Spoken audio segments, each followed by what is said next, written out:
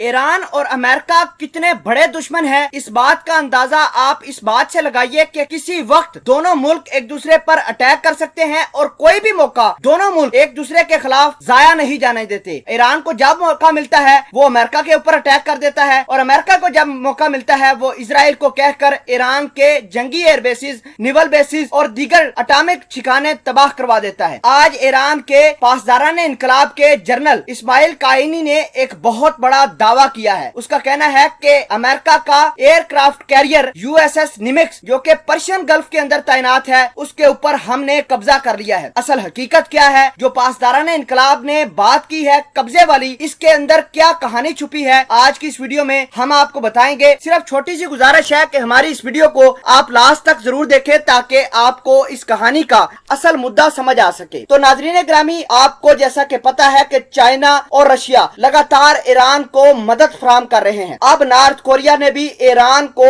اپنی missile technology transfer کرنا شروع کر دی ہے۔ حالات کچھ اس طرح کے ہیں کہ USS نیمکس جو کہ امریکہ کا ایئر کرافٹ کیریئر ہے، اس کے اوپر بہت سارے جہاز، defence system, patriot missile system اور تھارڈ میزائل سسٹم بھی تعینات ہے۔ امریکہ نے صرف خالصتاً ایران کے لیے اسے پرشین گلف کے اندر تعینات کیا ہے۔ اب ایران کے پاس اتنی طاقت موجود ہے کہ امریکہ کے فائٹر جیٹ جو کہ امریکہ کے بحری بیڑے کے اوپر تعینات ہیں اور امریکہ کے جو ڈیفنس سسٹم اس کے اوپر تعینات ہیں، ان پر ایران مکمل طور پر کنٹرول حاصل کر سکتا ہے۔ یہ کنٹرول دو طرح کا سامنے آیا ہے۔ ایک تو ایران کو چائنا اور رشیا نے اتنی میزائل ٹیکنالوجی دے دی ہے کہ USS نیمکس کو آرام سے ایران ہٹ کر سکتا ہے، اور دوسری یہ کہ اب ہیکنگ بھی کی جا رہی ہے۔ اب USS نیمکس کے رڈار سسٹم، اس کا جتنا بھی ٹیکنالوجی کے حوالے سے جتنی بھی چیزیں لگی ہیں، ایران اب اس کو بڑے اچھے طریقے سے ہیک کر سکتا ہے، کیونکہ ایران کے پاس ہیکنگ کی بھی بہت بڑی ٹیکنالوجی چائنا اور رشیا کی جانب سے ٹرانسفر کی گئی ہے۔ ناظرین گرامی، اسی وجہ سے ایران کے پاسداران انقلاب کا یہ کہنا ہے کہ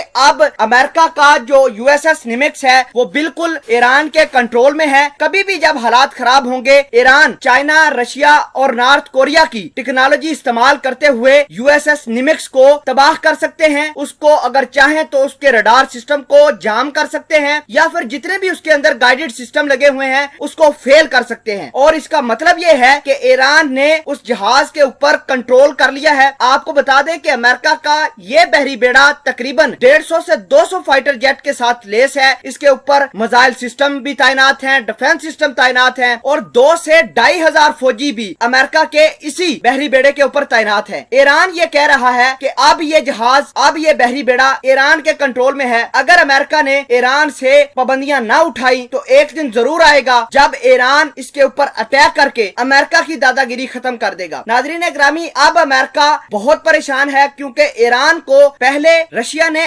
S-300 میزائل سسٹم دیا تھا، اور آج کل S-400 میزائل سسٹم کی ڈیلیوری کی بات کی جا رہی ہے، اور امریکہ یہ نہیں چاہتا کہ ایران کے پاس S-400 میزائل سسٹم رشیا کا آئے۔ اگر آ گیا تو یقین مانے امریکہ کی ساری ٹیکنالوجی رشیا کے اس S-300 میزائل سسٹم کے سامنے فیل ہو جائے گی، اور یہ کام امریکہ کے خلاف صرف اور صرف ایران کر سکتا ہے۔